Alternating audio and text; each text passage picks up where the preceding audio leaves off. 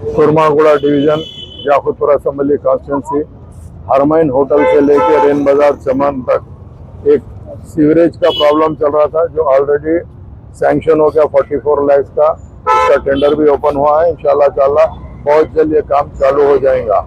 वो काम के इंस्पेक्शन के लिए आए, उसके बाद वहाँ की रोड भी सैंक्शन है, रोड का भी काम शुरू हो जाएगा।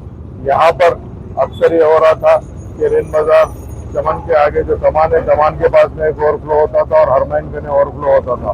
उसको हम परमानेंट सोल्यूशन निकालने के लिए आज वाटर वर्क्स के CGM साहब जनाब जान शरीफ साहब और उनकी पूरी टीम मौजूद है। उसके साथ साथ हमारे साथ में GHMC के इंजीनियरिंग का स्टाफ है, सैनिटेशन का है और इलेक्ट्रिसिटी के AD सारे के सारे।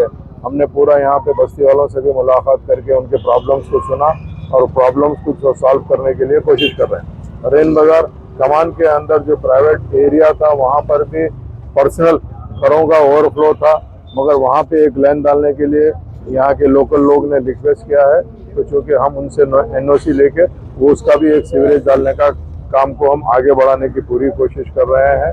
मेरे साथ में यहाँ के साबिका नुमाइंदा कारपोरेटर जनाब शफाअत साहब और मजलिस इत्तेहादुल मुस्लिमीन के दीगर जिम्मेदार भी सारे के सारे मौजूद है।